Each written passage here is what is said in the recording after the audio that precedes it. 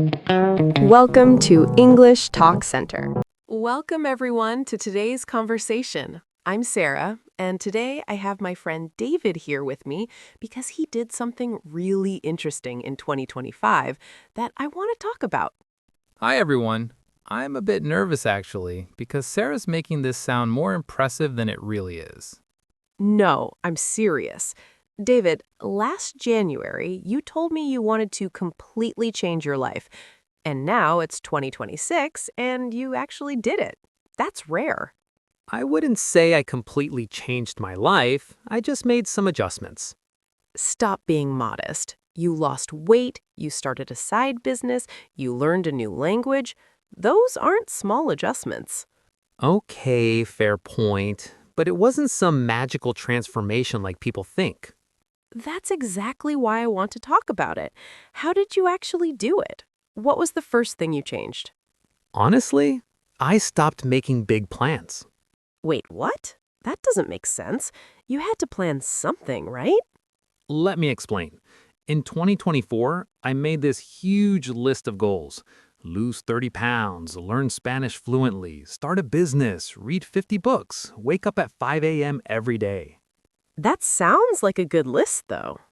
It sounds good, but by February, I had failed at all of them and felt terrible about myself.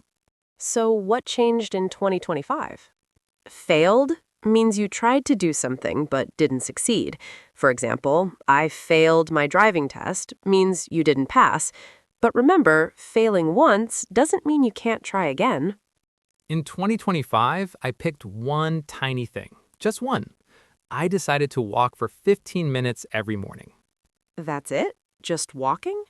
Yes, no gym membership, no complicated workout plan, just putting on shoes and walking around my neighborhood. And you think that one small thing led to all the other changes? I know it sounds strange, but yes, after 2 weeks of walking, I felt more energetic. After a month, I started noticing I was eating better without even trying. Wait, you didn't plan to eat better, it just happened? Exactly. When I felt good from walking, I didn't want to ruin that feeling by eating junk food all day. Huh. So one good habit created another good habit. That's exactly what happened. By March, I had naturally added more habits without forcing them. But David, a lot of people start walking and then stop after a few weeks. Why didn't you quit? Because I had a different mindset this time. Different how? Mindset means the way you think about things. If you have a positive mindset, you look at situations in a hopeful way. If you have a negative mindset, you expect bad results. Your mindset affects your actions. In the past, if I missed one day of walking, I'd think, I already failed, why continue? And I'd quit completely. Oh, I do that all the time. I miss one day at the gym and suddenly I haven't been in 3 months. Right, that's the all or nothing mindset. But in 2025, when I missed a day, I just walked the next day. No drama, no guilt. That sounds easier said than done. How did you actually do that? I wrote something on my bathroom mirror. It said, missing one day doesn't erase yesterday's progress. And just reading that helped? Every single morning when I brushed my teeth, I saw that message. It reminded me that one mistake doesn't destroy everything. Okay, so you started with walking. When did the other changes happen? The language learning started by accident, actually. By accident? How do you learn a language by accident? Well, during my morning walks, I got bored, so I started listening to a Spanish podcast for beginners. While walking? Yes, 15 minutes of walking became 15 minutes of walking and Spanish practice. 2 goals at once. By accident means something happened without planning it. For example, I met my best friend by accident in a coffee shop. Means you didn't plan to meet them, it just happened, naturally. Sometimes the best things in life happen by accident. That's actually really smart. But wait, you said you wanted to learn Spanish fluently. Are you fluent now? No, not even close. But I thought you succeeded. I changed the goal. Fluency was too big and too vague. Now my goal is just to practice 15 minutes daily. That's it. So you lowered your expectations? I changed them to be realistic. I can practice 15 minutes daily. I can't become fluent in 1 year unless I move to Spain. Doesn't that feel like giving up on the bigger dream, though? No, because I'm actually doing it. Before, I dreamed about fluency but did nothing. Now I practice every day, which is better. Okay, you make a good point. What about the business? How did that start? That one took longer. Around June, I started noticing problems at my job that I could solve. What kind of problems? I work in an office, and everyone was always complaining about scheduling meetings. It took forever because of all the back and forth emails. I hate that too. Scheduling meetings is the worst. So I learned how to create automated scheduling tools in my free time. Nothing fancy, just simple solutions. And that became your business? Not immediately. First, I just helped a few coworkers.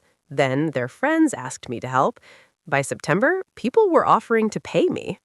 Wait, so you didn't set out to start a business? It just grew naturally? Yes, I didn't write a business plan or register a company. I just solved one problem, then another, then another. Eventually, it became a business.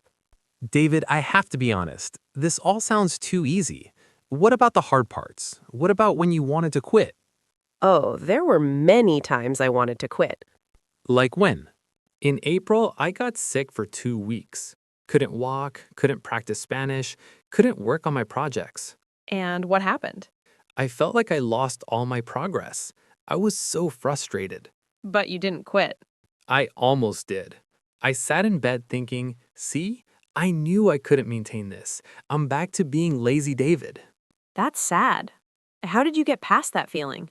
Get past means to move beyond a difficult feeling or situation. For example, I need to get past my fear of speaking English means you want to overcome that fear and not let it stop you anymore. My sister visited me while I was sick. She saw I was depressed and asked what was wrong. What did you tell her? I told her I failed at changing my life because I'd been sick for 2 weeks and lost all my good habits. And what did she say? She laughed at me. She laughed. That seems mean. No, it was exactly what I needed. She said, David, you were sick. Sick people rest. That's not failure. That's being human. Oh, that's actually really wise. Right? She reminded me that life has interruptions. The goal isn't to be perfect every single day. The goal is to restart when life gets normal again. So you started walking again after you recovered? Yes, but I didn't try to do everything at once. First week, just walking. Second week, walking plus Spanish. Third week, back to full routine. You built back up slowly. Exactly. Instead of expecting to jump right back to where I was, I gave myself time to rebuild. That's really smart. Most people probably try to do everything immediately and then burn out again. That's what I would have done in the past, but I learned that progress isn't linear. What does that mean, progress isn't linear? It means change doesn't happen in a straight line going up. Sometimes you go up, sometimes you stay flat, sometimes you go down a little, but overall, you're moving forward. I like that. It takes pressure off expecting constant improvement. Exactly. Some weeks I walked every day. Some weeks I only walked 3 times. Both are okay. Okay, David, I want to ask you something that I think a lot of people wonder about. Go ahead. Do you ever look at other people and feel like they're doing better than you? Like they're changing faster or achieving more? All the time. Really? Even now, after all your progress? Yes. I see people on social media who started businesses and made millions. I see people who became fluent in Spanish in 6 months. I see people who lost 50 pounds. And how do you handle that comparison? I remind myself that I don't see their full story. I only see their highlight reel. Highlight reel is a term from social media. It means you only see the best moments of someone's life, not the struggles, failures, or boring everyday parts. Like a sports highlight reel only shows the best plays, not the whole game. So you think everyone only shows their best moments? I know they do. Nobody posts, I failed today, or I'm struggling and don't know what to do. They post success stories. True. So comparing yourself to their highlights is unfair. Completely unfair. I compare myself to who I was last year, not to other people's edited versions of their lives. Who you were last year. That's a good measurement. It's the only fair measurement. Am I better than January 2025, David? Yes, that's all that matters. Okay, we're running out of time. Give me your top 3 pieces of advice for someone who wants to change their life in 2026. 3 pieces of advice. Okay, let me think. Take your time. First, start smaller than you think you need to. If you think I'll exercise 30 minutes daily, cut it in half. Do 15 minutes. Make it so easy you can't fail. Okay, number 1 is start small. What's number 2? Number 2, expect interruptions. Life will interrupt your plans. That's normal. The skill isn't avoiding interruptions, it's restarting after them. Good one. And number 3. Number 3, don't wait for motivation. Motivation is unreliable.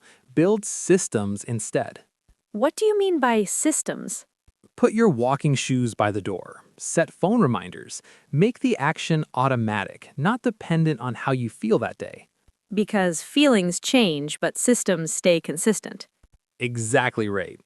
Okay, everyone, that's our conversation today. I hope David's story inspired you to think differently about making changes in 2026. And remember, you don't need to change everything. Just one small thing consistently is enough. Before we finish, I want to leave you with a challenge instead of just saying goodbye. A challenge? What kind of challenge? Everyone listening, pick one small action you'll do tomorrow. Not next week, not when you feel ready. Tomorrow. Just one thing. I like that. Make it so small it feels almost silly. That's how you know it's the right size. Write it in the comments if you want. Tell us your one small action for tomorrow. We'll read them and cheer you on. All right, friends, that's it for today. Thank you for listening. Good luck with your small actions tomorrow. See you next time.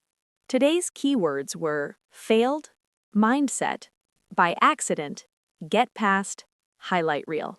Practice using these in your own sentences this week.